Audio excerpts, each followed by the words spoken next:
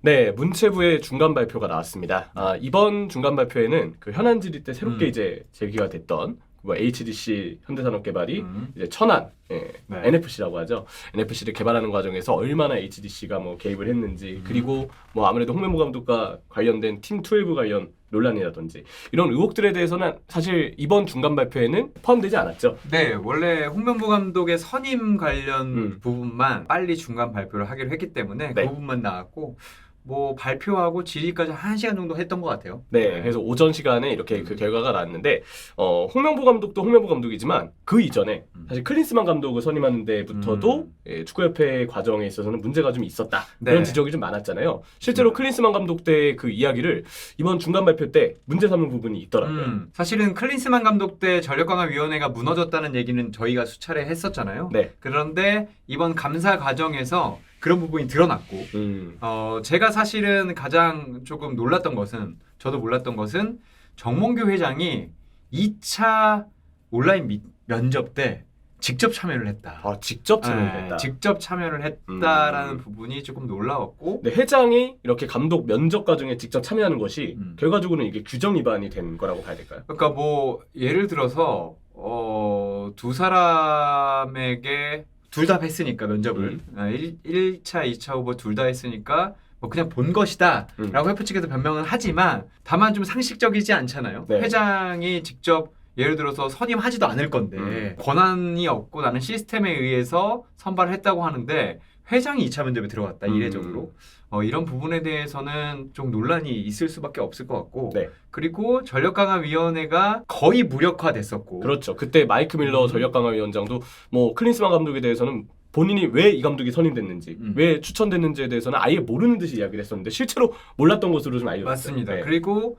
물론 그 중에서는 전력강화위원회 중에서는 마이클 밀러 위원장이 가장 잘 알았던 것으로 보이나 나머지 전력강화위원들은 계속해서 우리가 인터뷰하고 그 얘기도 했지만 사실 통보받은 거죠. 그렇죠. 네. 클린스만이다. 네, 라고. 클린스만이다. 네. 이런 부분들이 다 타임라운에 나오기 때문에 자료 찾아보기 쉬우실 거예요. 그거 보면 과정은 다 나오고 어떻게 정몽규 축구협회장이 그리고 축구협회 수뇌부가 전력강화위원회를 무력화했는지 아니면 힘을 빠지게 했는지 이 부분이 이번 부분에서 가장 좀 자세하게 나온 것 같아요. 네, 그래서 클린스만 때는 확실하게 전력강화위원회가 무너져 있었다. 그리고 정몽규 회장이 2차 면접에 관여했다. 이건 네. 정말 계속 봐도 네. 좀 흥미로운 부분입니다. 왜 들어갔을까? 이번 중간 발표에 있어서 가장 또 뭔가 눈길이 네, 갔던 네. 내용 중 하나가 아닌가 싶고요. 그리고 많은 분들이 궁금해하셨던, 저도 마찬가지지만 홍명보 감독의 선임 과정에 대해서도 이야기는 나왔더라고요. 맞습니다. 많은 부분에서 행정적인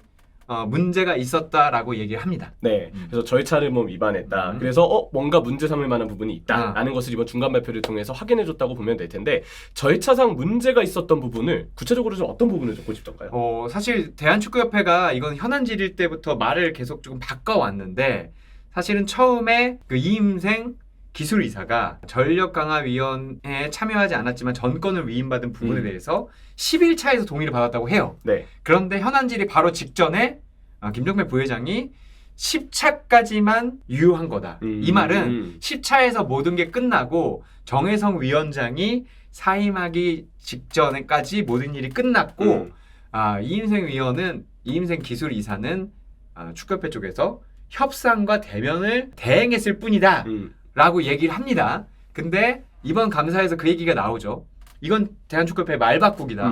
처음에는 11차에서 동의받았다고 하다가 갑자기 10차에서 모든 절차가 끝났다고 하는데 그러나 정혜성 전 위원장은 현안 질의 때 나와서 자신이 그 사임했고 정몽규 회장이 마지막에 3인을 면접하라고 했던 건 사실이지만 내가 이후 절차를 협회에서 알아서 하십시오 라고 맡긴 적이 없다라고 대답을 이미 한 적이 있어요.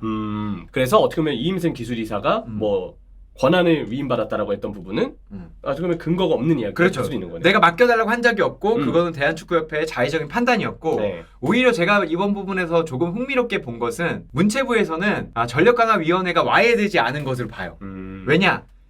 그 당시에 사직서를 내야 업무가 끝나는데 그쵸. 절차상 필요한 부분이니까. 네. 그때까지는 그 감독이 선임될 그때까지는 정혜성 전 전력강화위원장이 사표는 수리받았지만 사직서를 내지 않았어요. 아. 그래서 전력강화위원회가 존재하는 것으로 문서상으로는 보고 있고 네. 그래서 이임생 기술이사에게 권한을 위임하는 자체가 말이 안 된다. 어불성설이다. 라고 지적은 하고 있어요.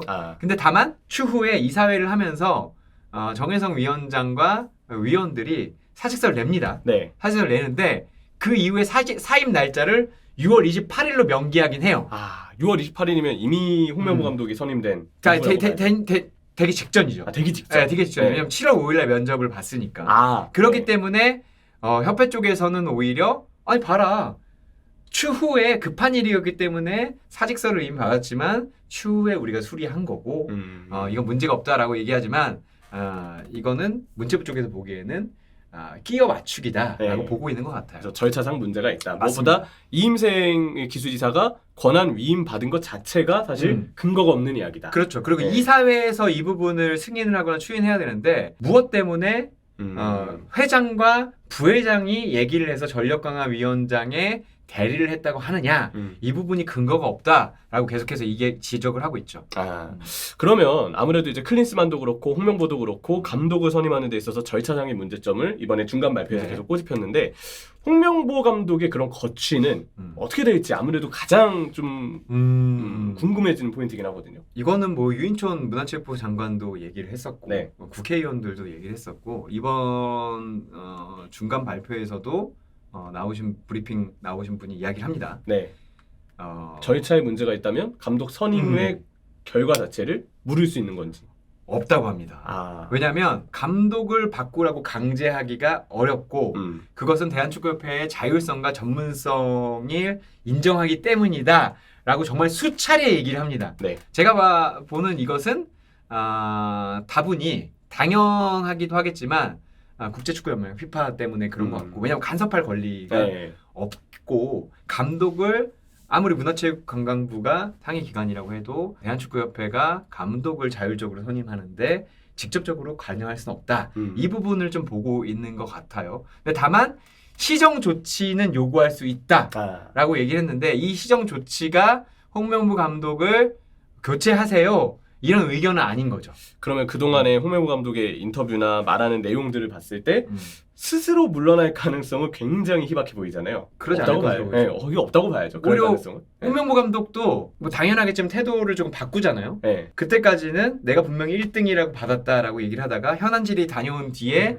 이번 국가대표 명단 발표 때는 근데 내가 말한 거하고 내가 들은 거하고 좀 다르더라. 오히려 나도 궁금하니까 10차 전력강화위원회 회의록을 공개해라 라고 해서 대한축구협회가 어제 선체적으로 공개를 합니다. 그렇죠. 근데 거기에는 대한축구협회는 그걸 보여주면서 얘기하는 게 10차에서 모든 게 끝났다, 모든 동의 절차가 끝났다라고 얘기를 하는데 문체부에서는 계속 얘기하지만 10차에서 끝나지 않았다라고 보고 있는 거죠. 네. 추후에 또 발표가 추가적으로 좀 나올 수 있는 부분이 있을까요? 왜냐하면 현안질의 때 나왔던 뭐 팀12 이야기라든지 HDC 이야기라든가 이런 부분들도 사실 추가적으로 많은 또 팬분들, 축구 팬분들, 국민분들이 또 바라실 거라고 생각을 하거든요. 네, 물론 현안질의 때 나왔던 질문으로 나왔던 모든 부분이 나오진 않을 거예요. 제가 보기에는 그 중에서는 오해할 수 있지만 별거 아닌 부분들도 있고, 근데 다만 철안축구센터 같은 경우에는 600억짜리 마이너스 통장을 문체부 승인 없이 했다가 지금 또 닫았다고 아까 얘기를 했잖아요. 그런 부분에 대해서 나올 거고.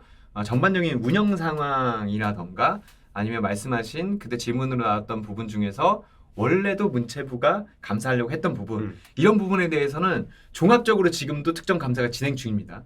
그리고 홍명보 감독 선임건에 대해서도 결론이 또 나오긴 나올 거예요. 왜냐하면 권고를 하든지 시정 권고를 하든지 뭐 경고를 하든지 이런 처분은 분명히 나올 거기 때문에 그때 결론이 나오는 거죠. 네, 맞습니다. 그래서 10월 22일에 추가 발표 때 뭐가 더 나올 가능성은 있다. 근데 여러분이 가장 궁금해하는 뭐 감독 선임 무효라던가 감독 선임 물러야 한다던가 다시 뽑아야 된다던가 이런 결론은 나올 수 없다는 거 오늘 다시 한번 확인한 것 같아요. 네, 그래도 이 10월 22일 추가 발표 어쨌든 무언가의 결과가 나올 거기 때문에 결정은 아니지만 결과는 나올 거기 때문에 좀 궁금한 역시 내용 대목이 좀 아닐까 싶은 생각이 되고 그 사이에 어쨌든 10월 A매치를 우리가 치르긴 하거든요. 근데 참 이 감독과 관련해서 이렇게 다양한 이슈와 말이 나오는 가운데 과연 선수들이 얼마나 경기에 집중할 수 있을지, 팀 분위기는 어떨지 이런 부분들이 상당히 참 답답하고 네. 이런 상황 자체가 만들어진 맞습니다. 이 축구판 전체가 너무 화가 나요. 그러니까 감독 선임 잘 좀 하지. 그러니까- 절차대로 했으면 이러지 않았을 거 아니에요. 맞아요. 그러니까 저는 사실은 대한축구협회나 뭐 정몽규 회장 계속해서 특수성이나 아니면 그 전문성을 주장을 하는데 사실 클린스만 감독 때 전력강화위원회가 무너졌다는 것은 이번에도 결과로 나온 거지 모든 사람이 알고 있었던 거예요. 그럼요. 확증이 한 50%가 아니라 99, 8 이 정도 확증하고 있다는 게 나왔잖아요. 근데 저는 그때 전력강화위원회를 무너뜨린 업보를 지금 받고 있다고 봅니다. 네, 참 답답하고 화가 납니다. 네. 어쨌든 10월 20일 추가 발표를 또 기대해 보면서 네. 이번 중간 발표의 내용은 이랬다. 이렇게 좀 여러분들에게 정리해 드렸습니다.